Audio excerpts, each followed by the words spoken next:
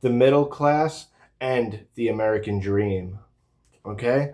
Over the years, the elites, as well as various terrorist organizations, Satanists, occultists, secret societies, etc., all of these types of people decided that in order to gain absolute power and total control over the masses, they would have to obliterate two things in America, okay? Obliterate two things. Number one, the middle class.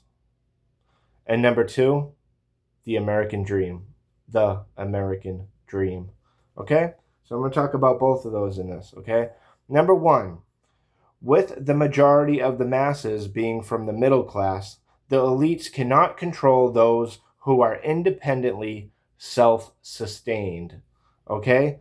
They need good little worker bees, so they allowed it to happen and they allowed it to exist over the years, the middle class. Okay? They needed people to work and to make money for them. But now they have all the money and stuff, but now they're kind of regressing on this, is what it seems like. It seems like they've got the money, they're happy that they did that. That's what they chose to do, and allow the middle class to exist and thrive. But now they want more power and less money because they have all the money. Money will still be coming in for them. Don't get it twisted, but it will be a little setback for a huge benefit of other areas, such as more control, more power. Okay, so this is what I'm getting at here. Okay, nowadays, nowadays they believe that the proverbial juice isn't worth the squeeze as of lately. Okay, they have their money and power, yet their influence has been plummeting. They wish to completely eradicate the middle class. Then there will only be the rich and the poor. The poor don't have the same time, money, or resources and platforms to make a difference, not in the same way that these rich folks do. Okay, so it's going to be hard to undo this once it's done. That's why I'm saying we have to fight now. Okay, it doesn't have to be crazy and physical and violent. We need to use our throat chakras, and we need to allow our heart chakras to merge with one another and to have love for one another. These two right here could do it. You don't even need these right now. You don't need these right now. You don't need that, dude. You just need this and this and this and the brain, heart, mind, body, soul. That's it, man. So, like I said, that was number one, which we talked about. Now I'm going to get into number two, okay? The American dream is largely based on the thriving consistency and excellence of the middle class. Okay? The American dream, just in a nutshell, real quick, one person out of the family would work 40 hours plus. The other person could literally take care of the kids, take care of the house, vacuum, cook, clean, help to actually pay the bills and send them out and make sure everything's paid for. Do things like that, nurture and raise the children. Yes, okay, and then the children could go grow up and have both parents in the household. It was great. That was the American dream, right? But nowadays, that was the American dream when I was a little kid. I got to grow up and enjoy that. It was so great. But now it scares me because I don't have a kid yet, but in the future I will have children, and this scares me, okay? Because I don't want them to grow up without what we have, or at least having something that's as good as or better than what we had. And it stinks right now because it seems like the American dream is dead and gone, because instead of one parent working 40 plus hours, and that being enough for a house and everything and extras and going out on the weekends to enjoy some food or whatever it is you do, go bowling. And we used to be able to do things like that, no problem. 2 vacations a year, both in the summertime. Things like this, they were, okay? And it could be a regular job, and it would be enough because your contribution to society mattered and your time and effort is what was the value. And now it's based on criteria or job or degree or this or that, and it's oversaturated. Those areas are oversaturated, meaning a lot of people go to college, get the degrees, then they can't apply those degrees to what they want to do, so then they're jobless. Not only that, but now they're in the hole money, so they're starting off their human adult life in the negative.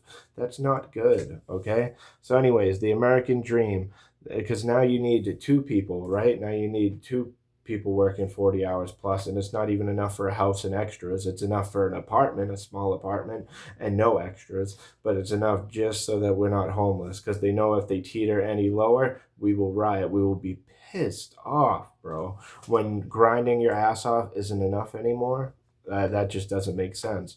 Okay? Anyways, the American dream. This existed when I was a kid, as I mentioned. In the 80s, 90s, and early 2000s, anybody and any family that works hard and diligently will succeed 100% of the time. It's only the lazy ones or the drug addicted people or whatever that wouldn't make it. Okay. All you had to do, you could even work at McDonald's, just work 40 to 50 hours a week. You're fine. You could literally provide for yourself. You can't do that nowadays. Okay. Things are different. Okay. Anyways, um, one person work, so like I said, they would succeed 100% of the time if you grind it out. One person works, the other person cooks, cleans, shops, takes care of the kids, and handles the bills. The male is the protector and the provider. The female is the nurturer and the supporter. Okay, perfect balance. Effortless, because those have been our natural and biological roles for thousands of years. Hands down, okay? These sickos wanted to successfully disrupt this natural law that had been applied forever. So what did they do? Let's start with the basics, followed by the more abstract efforts to distort, invert, and destroy. Okay, so number one, they intentionally scaled the F out of inflation, okay, thus plummeting the actual value of the dollar. We saw glimpses of such actions in the 2008 financial crisis, or the fact that the rich have been buying up properties, apartment complexes, the overall housing market, food companies, farmlands, various companies, etc., and then hiking up the prices on everything that they own and resell to people, okay? Which is, I don't know, 70 to 87%, a quick little guesstimate around there. I don't know, dude. But anyways, that's number one. They plummeted inflation intentionally, and they're collapsing the value of the dollar bill so that it's worth less and less. You know what I mean? It would be one thing if the price of things went up, but then what we earned went up steadily with it, but it's not. What we're earning is going up like slowly, and then the price of everything's going up like 3 to probably 5 or 7 times more. Some crazy number more, I bet, right? But anyways, getting back into it, that was number one. Number two, okay, they promised that if we go to college, we will make it in life. That's the lie they had to sell us, right? Now all we have is incredible debt and a piece of paper proving we went to college. Hooray! You know what I mean? Like, therein lies the problem, okay? We are starting our adult lives already in the negative, financially speaking, promising various degrees with nothing to show for it. That is infuriating. The common markets that college courses push us towards are simply oversaturated nowadays. Too many people applying to be a doctor, and only X amount of actual slots available to become said doctor. So, always be working on a way out, like I mentioned in another video. Ideally, work for yourself, right? Invest in yourself. Try going into a niche specific career, one that isn't oversaturated, yet at the same time, it isn't so unknown that it can't blow up or succeed, you know? You need to find a middle ground. Number three, they even implement various economic policies designed to push out the middle class. I guess as somewhat of an example of this would be, say you need financial assistance. So you reach out to a company known for lending out to people. Come to find out that in order to qualify for the funds in the first place, you need to make a certain amount of money. But if I was making that amount of money, I wouldn't even need this in the first place. So it ruins the whole idea of it. You understand? Like, assistance in the first place. If I was making that amount of money, I wouldn't even need this assistance in the first place. It's bonkers. Like, WTF, man. Anyways, I can't believe I just said that. All right, moving forward. The top 1% could build one high-rise building in every single city in America, 30 to 50 floors for each building. It could house anybody who was homeless, at serious risk of homelessness, or all of those truly in need. whether they need short-term or long-term housing, whether they need to be there for 1 to 3 days because they got kicked out or something, or they need to be there for a couple years in transition and stuff like that.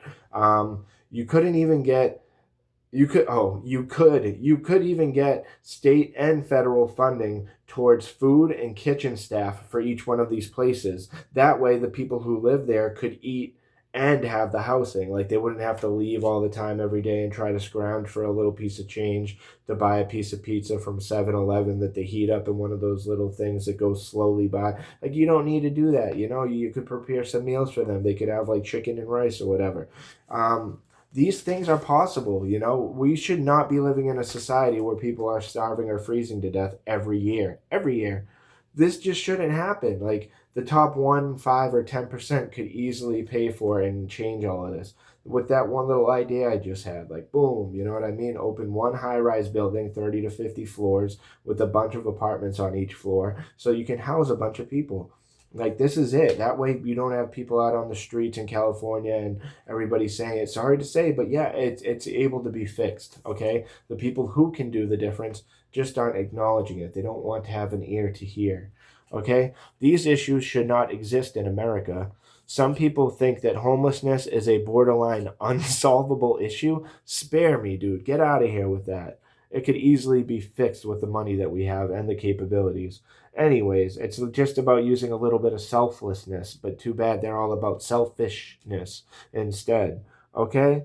So anyways, like many families, they look out for each other. If you're homeless or without food, your immediate family would feed you and house you up. No questions asked, right? For the most part, unless you guys had some huge falling out. But at least the immediate families, like your mother, your father, or if you had a falling out, maybe it's your grandmother or your uncle. But somebody, right? They would help you if you needed help. No questions. They would, boom, I got you, right? We need that same exact loving and nurturing energy extrapolated to the masses. That's it. Okay? I am fighting for the outcome of one or two things. Either way, it would suffice, okay? Number one, we bring back the American dream, financially and societally speaking. Societally? And society-wise, as far as society goes, and financially, we could bring back the American dream and make it so that, yes, if the father of children, he works 40 hours plus, the wife can take care of the kid and look after the home. They don't need to both be working 40 plus hours just to get by, and we can own houses again instead of just apartments. We could do this. This is possible, right? It's going to take a lot of work, bro. It's not a joke, right? Or number two, that was number one, bring back the American dream. Or number two, we shift into a brand new style of living, a style that is excellent, a new way of living that is just as good as, or even better than, the American dream was. Here's the thing, though. If we wish to enact and manifest one of these two potential future realities, we are going to have to fight for it, and we are going to have to unite, period. Oh, and will you look at that? That's all 5 pages I wrote on that. That's all I got into today's topic. Thank you so much for stopping by. Feel free to like, comment, share, or subscribe. That would be great. And then, yeah, feel free to check out some of my other videos. I really want to learn how to be like, oh, come check out this video and then have it pop up. I got to research how to do that. I don't know if you can do it with just a phone because I don't have like a layout, like a computer set up or anything. I'm doing everything off my phone, man. Even the live reactions and stuff like that or whatever, just reaction videos. I'm probably going to go live eventually. I was telling myself not till I hit 100 subs, and I'm at like 108 right now. I know at like 112 to 118 or something like that, but that's pretty cool. So I hit 100 a couple days ago. It's starting to move a little quicker now, which is great and much appreciated. Thank you, YouTube. That's all I got in this one. Until next time, stay safe, be blessed, and live lavishly. I'm going to see all of you in the next video. Thanks so much for stopping by. Until then, just know that I love you all. Peace.